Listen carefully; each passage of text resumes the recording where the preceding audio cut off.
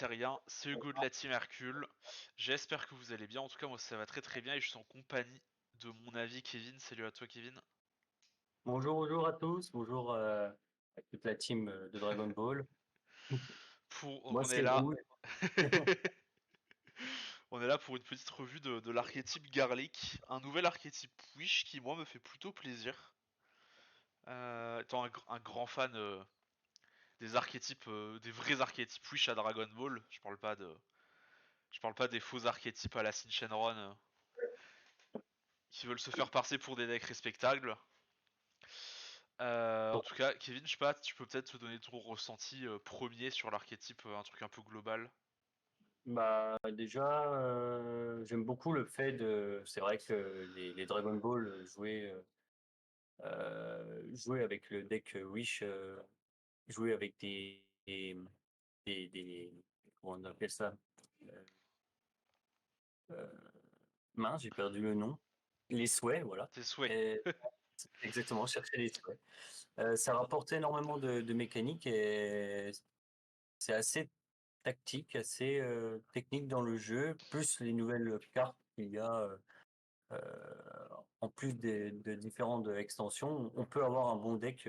Bon, en tout cas, il m'a bien hypé. Bon, en tout cas, je vais présenter le leader rapidement, de toute façon il est pas très compliqué. Quand on n'est pas éveillé, en activant dans le couche, on va jouer un drop 1 Ginger, Sansio ou Nikki depuis notre deck. Et on shuffle notre deck.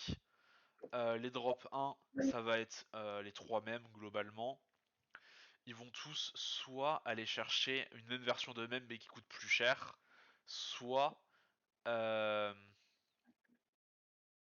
regarder. Attends. Oui, soit, pardon, me prendre une carte de notre main, la mettre sous le deck et aller chercher deux Dragon Ball depuis notre deck ou nos points de vie et l'ajouter à notre main. Donc, bon, je monte les trois, mais les trois c'est les mêmes. On va pas s'attarder là-dessus. En Quand on fait, s'éveille, on bon, récupère un Wish. Donc le Garlic Junior's Wish ambition qui est le Wish de l'archétype. je te coupe, mais le souci du leader, il est qu'il ne pioche pas du tout. En fait, on va piocher parce que avec les boules, en mettant une carte en dessous et piocher deux, et c'est ce qui fait, voilà, c'est ce qui fait vraiment la pioche du jeu, c'est que les drop 1, car que ce soit éveillé ou non éveillé, Oui, le leader ne pioche pas du tout, en fait. ouais, Et c'est vraiment les désirs ou les Dragon Ball qui va être notre moteur de pioche principal. c'est ça. Et quand on est éveillé, typical Shenron, on va avoir soit on va pouvoir faire l'activation d'un vœu rouge ou noir depuis notre main gratuitement, sous condition que le vœu ait un coût inférieur ou égal à nos nombres d'énergie. On a un second effet qui va permettre de jouer donc un drop 4 à Ginger, Sanyo ou Nikki depuis notre main, mais avec ses skills negate. Ce qui est un peu dommage, et pas depuis la main, depuis le deck d'ailleurs, pardon. Mais avec ses skills negate, ce qui rend le truc pas top top. Non, Et ouais, le premier effet, il est pas vraiment génial par rapport à ça, en fait. ouais, et petite particularité, le vœu ultime, c'est un effet à part, une active battle qui va coûter un mana rouge.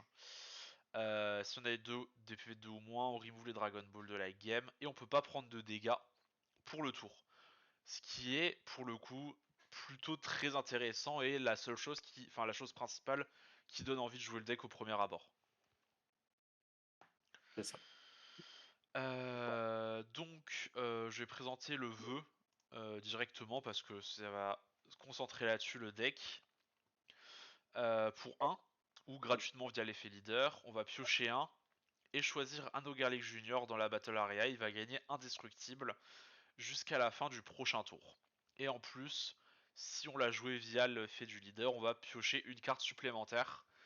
Ce qui est très très intéressant, vu qu'on a potentiellement, via l'effet leader, on a un draw 2 plus donné indestructible à nos garlic.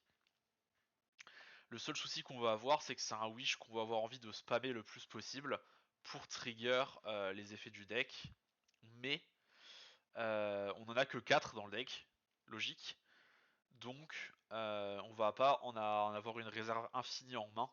On va pas pouvoir le spammer autant qu'on voudrait, je pense. Bah, je te coupe justement si tu peux le spammer autant que tu veux et avec le drop 5 exactement. Ouais, le drop Le 5, drop- mais le drop 5 va te oui, ouais. coûter du mana. Oui, Donc, mais du coup, tu vas le récupérer en drop, ce qui fait que tu payes avec l'effet leader en piochant 2 et après bah, tu payes un pour jouer celui-là. Il va te ramener du board, même si c'est negate, ça ramène quand même du board. Il te fait soit piocher un, soit rajouter justement le vœu de la drop. Je pense qu'il y a moyen de spammer énormément de vœux à chaque tour. ah, Euh, tu pourras les spammer, mais ça va te coûter un peu cher. Et on va voir via la seconde mécanique principale du deck que ça coûte quand même assez cher de jouer le deck via donc les Z-Battle. Les Z-Battle qui vont avoir un peu une chaîne d'évolution, mais à la sauce Z-Stack. Donc on a le drop 1 qui a Deflect Barrière, ce qui est indispensable je pense pour que ce genre de mécanique soit jouable. Il n'y a qu'à voir la gueule des bouts. Euh, les 3 vont gagner un effet quand ils ont indestructible, donc via le Wish. Et pour un mana rouge à chaque fois, on va pouvoir jouer le stage au-dessus depuis le Z-Stack. Donc en gros, ce qui va se passer, c'est que lui, quand on a 3 énergies, on va pouvoir jouer le drop 3 par-dessus. Et lui, quand on a 4 énergies ou plus, on va pouvoir jouer le drop 5 par-dessus. Le drop 1 fait rien, mais on s'en fout, c'est pas ce qu'on lui demande. Bien qu'il ait 15 000 s'il a indestructible, ce qui est pas trop, ce qui est pas dégueu, mais bon, ça arrivera probablement pas. Le drop 3, il fait pas grand chose non plus, mais il a un effet quand il est joué, ce qui est assez intéressant. Pour gérer une battle, c'est toujours plutôt sympa. Mais surtout, le drop 5 est très très intéressant parce qu'il a critique 25 000, double strike s'il a et plus 10 000 s'il a indestructible. Donc on a une 35 double crit et en plus quand il tape, on choisit une battle où une mission adverse venir en barrière et elle prend moins 30 000 pour le tour. Donc on a une gestion de barrière très intéressante, surtout en rouge qui a très peu de solutions peu chères pour et viables pour gérer les barrières. ouais. Et surtout 30 000, je trouve ça assez strong parce que ouais, 30 000, la plupart des cartes sont à 25 000, mais c'est vrai que 30 000 là, ça change, ça change énormément de choses. Ouais. On notera aussi que ça coûte quand même assez cher de le jouer parce qu'il faut d'abord jouer le drop 1, puis faire son effet pour 1, puis refaire l'effet du drop 3 pour 1. Donc au final, même si bon, on peut le faire sur des tours différents, mais le drop 5 va coûter 3 énergies rouges à être joué, plus une énergie où il y a l'effet leader pour le donner indestructible pour qu'il soit vraiment intéressant. Donc globalement, ça reste quand même assez cher pour le jouer, je trouve. Après, je dirais qu'il pourrait sauver la chaîne, c'est le fait de. Après, je sais pas jusque quand on donne indestructible, je crois que c'est jusqu'à la fin du tour adverse, il me semble. Ouais, Ouais, donc du coup, bon, ça, c'est impermanent, donc c'est ce qui pourrait peut-être potentiellement sauver la chaîne un tour de plus. Euh, Surtout, bah, je parle contre bleu ou jaune. Rouge, bon, c'est pas la peine, parce que rouge, avec les malus, ouais, c'est bah la chaîne est même très friable. même jaune, enfin il va le blanc qui va le KO. Hein. Mm. Il y a quand même pas mal de moyens de passer outre, malheureusement. Enfin bon, pour le reste de l'archétype, on a donc bon les drop 4. Globalement, ils sont tous plutôt médiocres. Euh, ils vont, il y en a un qui a critique si, enfin si votre ingrédient est destructible sur le terrain. Il y en a un qui va gagner 5000 critiques. Il y en a un qui va être un negate qui se joue en rest mode. Ce Ce qui ça pour le coup est un negate gratuit, pardon. Ce qui ça pour le coup c'est probablement le plus intéressant des trois, je pense. Mm. Euh, La seule condition, c'est qu'il faut un ouais, garlic, un pot de 5 avec indestructible. Donc ça demande quand même un setup le tour d'avant pour pouvoir contrer. bah, ça demande un setup, mais pour le coup, entre un contre gratuit et un vieux 20 000 critiques, pour un, le choix est vite fait. On est Et d'accord. on a le dernier qui est pareil que le premier, mais avec double strike au lieu de critique. Bon, ça casse pas trois pattes à un canard, mais c'est pas horrible non plus. Et c'est des cartes, malheureusement, même si elles sont assez médiocres, on va quand même être obligé d'en jouer pas mal. Parce que si on n'a pas de wish en main, notre effet leader, ça permet uniquement de jouer un drop 4. Le drop 5 là, quand on le joue, il va chercher un Demon Clone de coût 2 ou 4 et de 15 000 de power ou moins à jouer. Et ça sera probablement la meilleure target la plupart du temps. Et enfin, on est quand même obligé de jouer beaucoup de drop 1 parce que sinon on peut pas s'éveiller, c'est notre seul moyen d'aller chercher Dragon Ball.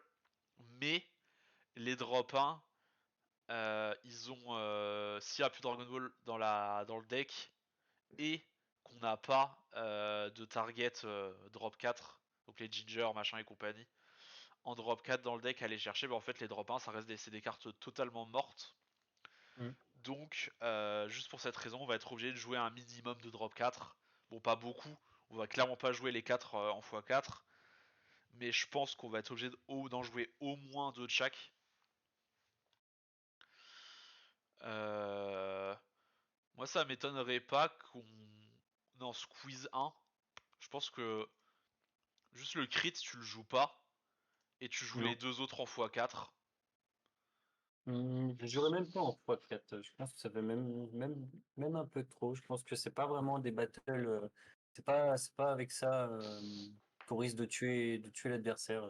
C'est pas vraiment. C'est pas, ça met pas beaucoup de pression, je trouve. Ah non, Euh, non, c'est médiocre, mais t'es obligé de les jouer pour les raisons que j'ai expliquées juste avant. mais au moins un minimum, ouais.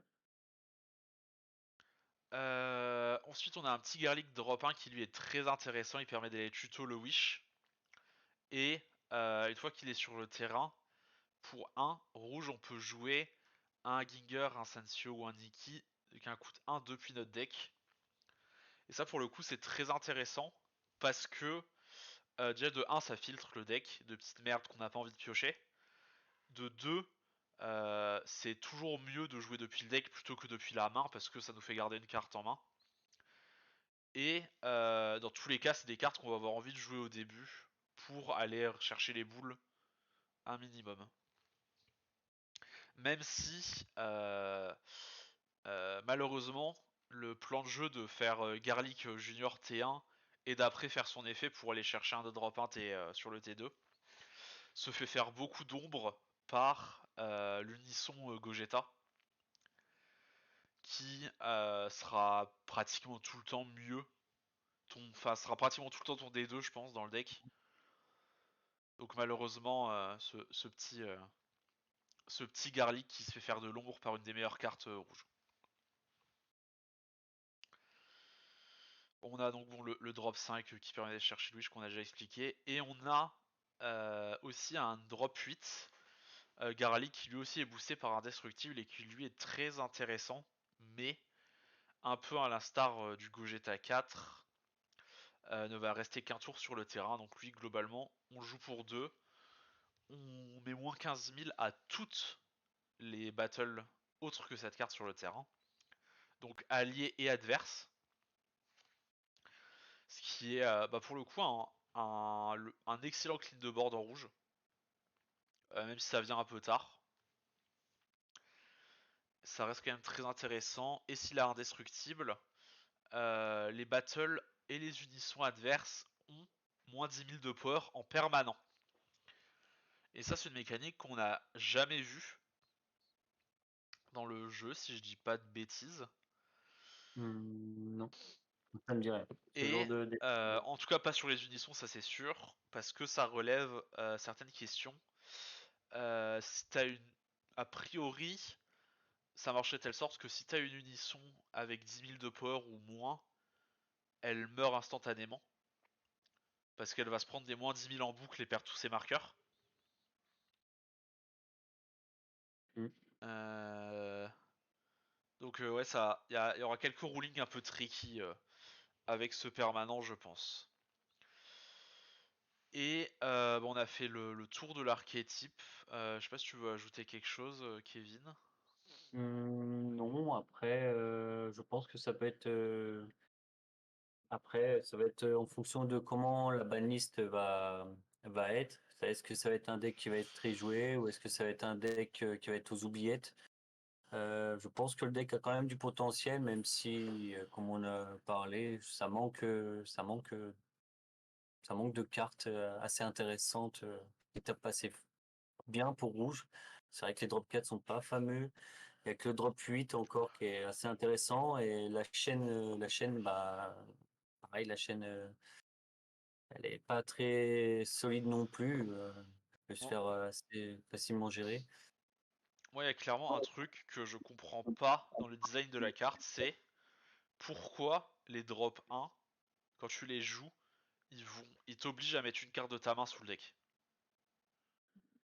C'est ça. Alors Genre, que, bah, c'est clairement, bon, le leader, il tape pas, son éveil, c'est un draw 1. Franchement, ils auraient pu au moins donner la draw power des Shenron à ce deck. Parce que clairement, là, on se retrouve avec un deck qui va galérer avec sa main, quoi. Même on si, a, bon, je suis on d'accord a que le Wish rattrape un peu le bail. Mais bon, le Wish, c'est ton effet leader. Donc, à un moment, il faut bien que ton effet leader soit intéressant.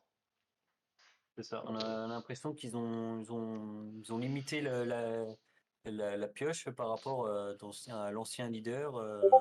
Je parle du signe, parce que le signe, bah, c'est vrai que bah, tu vas chercher des boules, tu pioches deux, tu fais pas de moins un, quoi. Le leader, il pioche, voilà, il pioche partout. Et là, on a l'impression qu'ils ont rattrapé leur erreur et ils se sont dit, bon, bah, on va essayer de limiter un peu la pioche. Et, Ouais, et je le puis, vois, je le vois, un peu- le, je le, le vois un si- peu comme le ça. Sin, non seulement il pioche 2, mais en plus, quand il s'éveille, il se détape. Le Greg Junior, il se détape pas. Il se détape, du coup, quand il va taper, il pioche. Ce que Leaderland ne fait même pas d'ailleurs, parce que quand il est éveillé, il pioche pas. Non, ça va être un peu délicat comme dès que je pense. Je remarquerai juste que c'est intéressant. D'un côté, ça peut être intéressant que le leader ne pioche pas sur son attaque. Pense à jaune qui peut te mettre en inertie certaines cartes.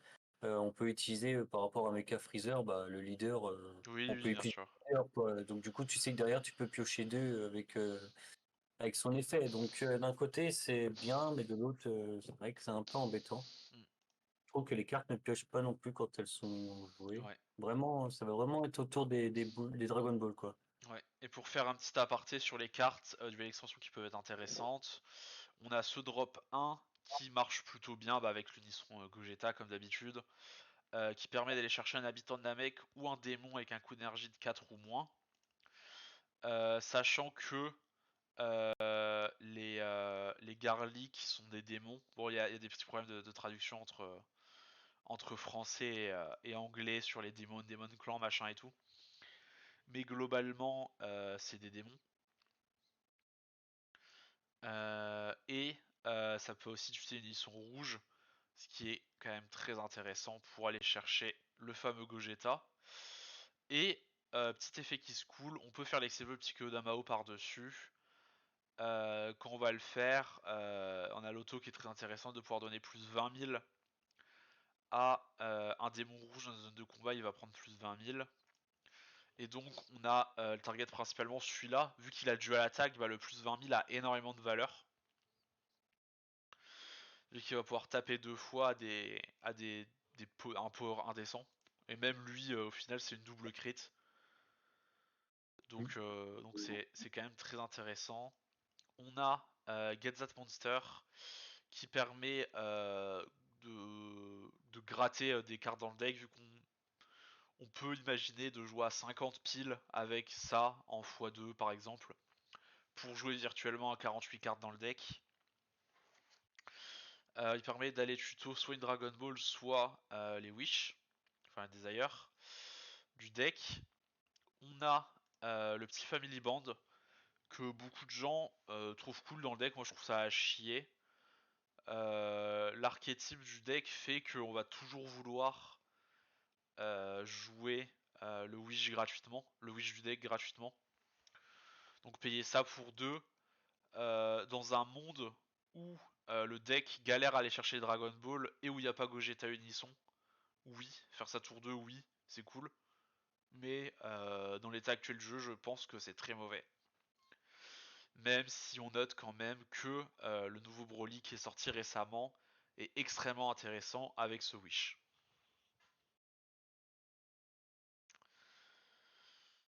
Voilà, Kevin, j'espère que tu as aimé passer du temps sur cette vidéo avec moi. Bah oui, c'était intéressant. Il y avait des effets que j'ai pas pensé, que tu m'as rappelé, que je trouve encore plus intéressant. Le Ouais. deck pour moi, il me plaît bien et je partirai bien là-dessus dans les prochaines méta. Après, je pense qu'il va falloir trouver un sacré équilibre entre les Dragon Ball, les extras, parce que je pense qu'il va y avoir beaucoup de cartes assez mortes. Je pense que, ouais, comme tu dis, si on part sur 50 cartes, vite on descend à, bah, si tu enlèves les 7 boules plus les deux extras à zéro, on a quand même 9 cartes en moins, donc on part sur du 41, 41 cartes dans le deck finalement. Euh, je pense qu'un deck comme ça, il faut un très bon setup. Voilà. Voilà, c'est tout pour cette vidéo. Merci de nous avoir écoutés. Comme d'habitude, n'hésitez pas, pouce bleu, abonnement, commentaire, donation de carte bancaire. Et passez bonne fin de semaine, un bon week-end et prenez soin de vous. Salut les terriens.